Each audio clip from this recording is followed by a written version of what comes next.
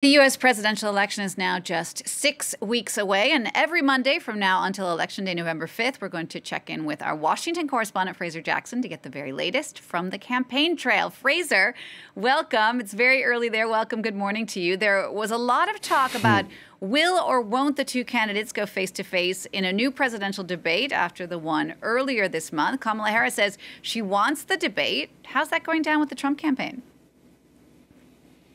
Yeah, well, Kamala Harris accepting an invitation from CNN to hold a debate on October 23rd. Donald Trump, however, using his line once again that only a loser of the first debate would ask for a rematch and said at a rally on North Carolina on Saturday that he isn't actually up for a second debate.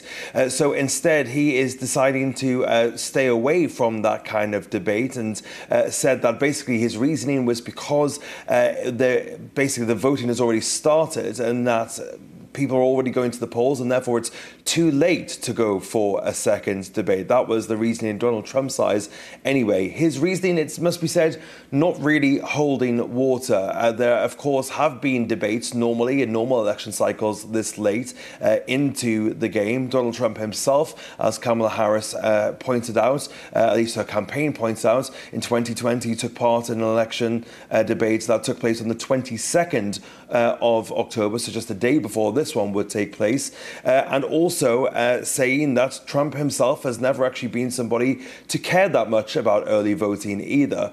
He's actually been somebody who's questioned the legitimacy of early voting and opened baseless claims that, in fact, early voting is more open to fraud than normal. So Donald Trump then staying away from the debate. Kamala Harris's headquarters, the campaign, reacting by calling him a chicken and posting videos of him where he praised CNN for their debate performance between him and Joe Biden. And it must be said that debate that we might look forward to on October 23rd would look the same as the debate that CNN did between Joe Biden and Donald Trump. So we're talking about no studio audience. We're talking about potentially mics being closed while the other person comments. That was something that actually worked to Donald Trump's favor against Joe Biden, but didn't really work in his favor in the last debate against Kamala Harris.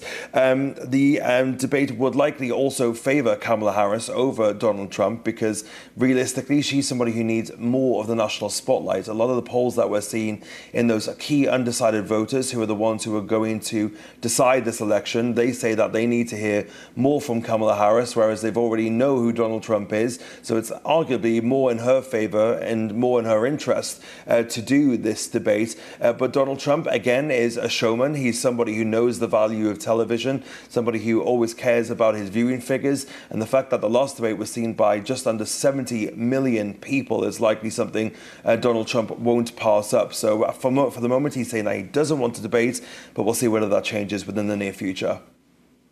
The news from the campaign over the weekend. Kamala Harris raised a lot of money, and Donald Trump said or suggested that he wouldn't run again if he loses in November. Tell us about that.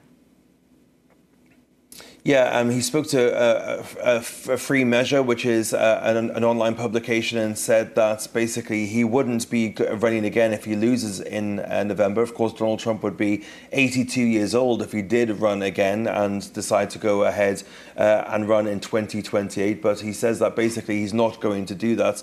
But again, Donald Trump has been known to be somebody who changes his mind. So whether that does indeed happen will remain to be seen. Lots of, what ifs on that front. But the one sure thing really is that Kamala Harris's campaign is vastly outraising and outspending Donald Trump as well. We just got the latest filings for August with the Federal Elections Commission that showed that Kamala Harris's campaign spent 3 times what Donald Trump spent, but raised so much money that still grew its cash advantage over Donald Trump. Kamala Harris raised $190 million in August. Now, to compare that to Donald Trump, he raised just under $45 million. And also, Donald Trump spent more than he raised. Kamala Harris also spending big. Well over $100 million of the money raised went on ad buys and those slick media advertisements that we are seeing run across many battleground states as well. But the Kamala Harris campaign also saying that although the cash cash advantage looks big. They also need to remember that Donald Trump has a lot of powerful political action committees standing behind him who have donors that have very deep pockets. So they're still painting themselves as the underdog in this fight as well. Kamala Harris's campaign outspent Donald Trump $174 million to $61 million in August.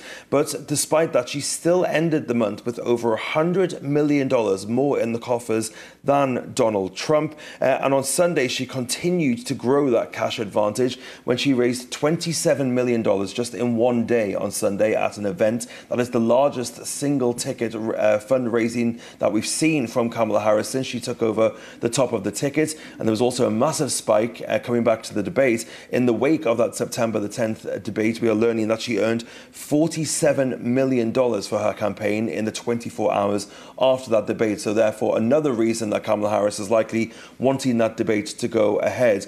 But of course, the cash advantage needs to be converted to votes. And that's what Kamala Harris is really hoping will happen here. She's hoping that big ticket spending will convert to votes, especially in key battleground states like Michigan, Pennsylvania, and Wisconsin.